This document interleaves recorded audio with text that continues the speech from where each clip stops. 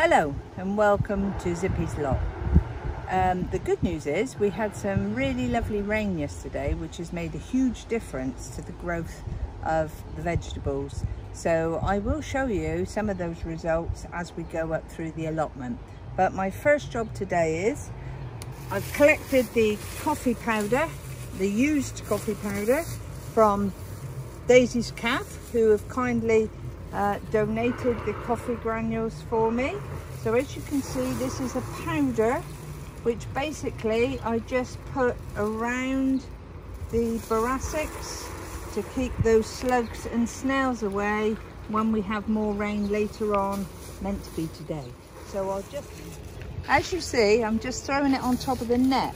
So that is absolutely fine, because when it rains, all the little bits that don't go through the first time will be taken in through the rain, and that will disperse it even more. So don't worry if you've got a net and it stops on the top, that's fine.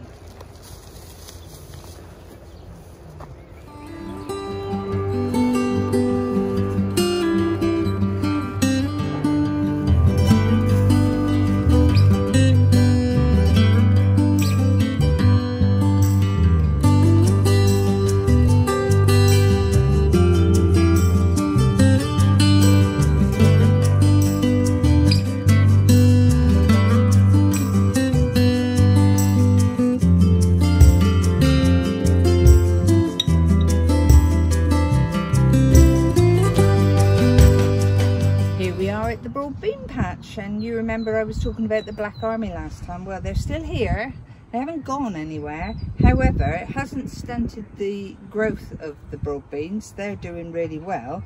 But one thing that has been shared is the fact that if you get the blight, you can actually pinch out the tops of the broad bean plants, and apparently because that's the bit, the tender bit they really love, that will actually not encourage them to come to the plants.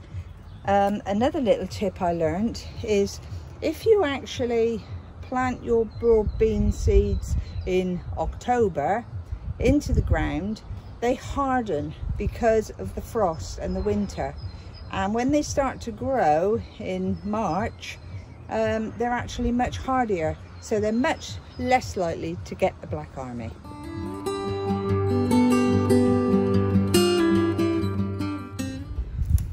We had a cucumber plant inside the greenhouse, and I showed you the comparison between inside and outside. Well, we've now put the one that was in the greenhouse outside, and actually we've put it in a little cage and it's doing really well. Our peas that we put in, the first lot of peas that we put in, they're dwarf peas which actually only grow to this height, and they don't need a lot of caning necessarily. They can grow across the floor, and they are starting to pod up beautifully. And as you can see, we've got plenty of flowers and lovely little pods coming. And the French beans, the runner beans, they've grown probably since the rain, which is ridiculous. In 24 hours they've probably grown another 3 or 4 inches.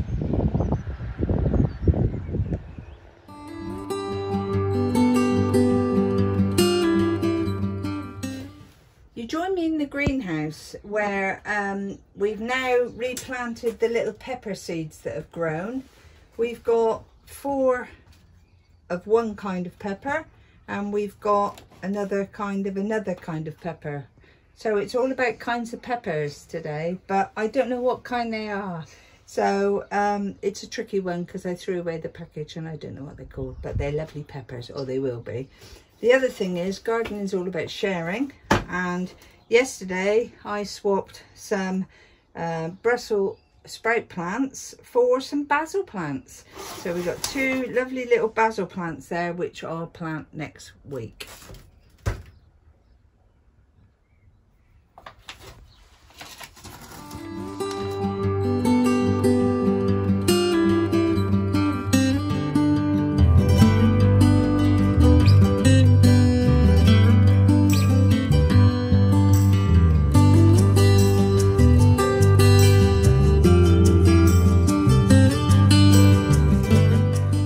While we're in the greenhouse, I'll show you how we're getting on with our tomatoes, and we have started down here to get our first little tomatoes. Oh, well, that'll be minus one tomato because I've just broken it off, but you'll get the idea. They are starting to grow.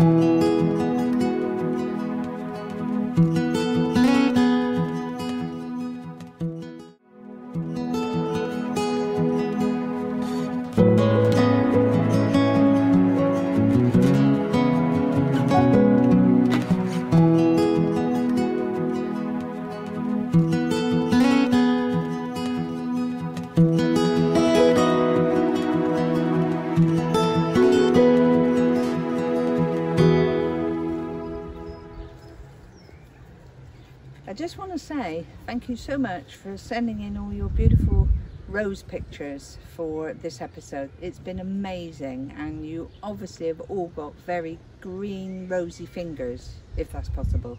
I'm just doing a little bit of deadheading off of the rose bushes because there's so many buds on there, and that's where the concentration of the goodness needs to go, not on the dead heads. So thank you again, thanks for joining us. Hope you've enjoyed this little session, and one thing left to say, keep deadheading.